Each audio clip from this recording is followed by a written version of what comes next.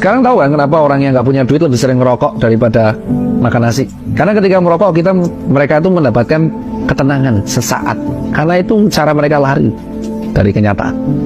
Walaupun mereka ada kembali lagi, tapi itu cara mereka untuk merefresh otaknya yang mana nggak salah. Kemarin kan ada statement dari Bu Menteri ya, yang mengatakan, ya orang miskin tuh lebih sering ngerokok. Kenapa? Karena lu belum pernah miskin, maka lu bisa ngomong kayak gitu. Orang nggak ada duit, itu mereka udah tahu, mereka tuh susah makan. Lu nggak usah ngajarin, rokok itu kalau kumpulin bisa jadi nasi. Tahu, mereka tahu dan tahu itu. Kenapa orang yang nggak ada duit tetap nekat cari rokok? Karena mereka dengan merokok tuh bisa mencari ketenangan. Jadi kalau lu pengen menghentikan orang miskin merokok, lu tidak bisa mengatakan edukasi finansial.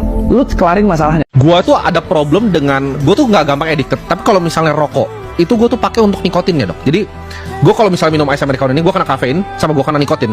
Gua kerja itu nggak tahu. Ini kalau gua ya, gua sih sama teman-teman dokter sih diketawain ya. Tapi kemarin gua pengen nanya nih kalau gue fokus banget. Jadi gue kadang harus pakai sisa bahkan. Jadi gue tuh bahkan suka manggil orang sisa private datang kantor gue sisa di kantor. Oh ya? Iya, biar gue tuh fokus. Jadi gue bisa minum kopi tuh gue banyak banget. Kafein tuh gue mungkin 4 kali sehari. Gue ekstrim. Kopi gue 4 kali nih americano, terus gue sisa habis baru kerja tuh wah. Oke, jawabannya itu memang kombinasi nikotin dan kafein itu memang ada efeknya kah itu? iya ke saraf simpatis. Itu skripsiku soalnya. Oh. Jadi jawabannya adalah ya nikotin dan kafein itu kombinasi akan meningkatkan sistem kerja saraf simpatis. Nah, kita harus tahu saraf simpatis itu sistemnya 2, flight and fight. Flight and fight. Jadi bertarung atau kabur. Kalau zaman purba dulu kalau hewan dia setiap bertarung atau kita kabur. Artinya kita menjadi fokus, adrenalin kita naik.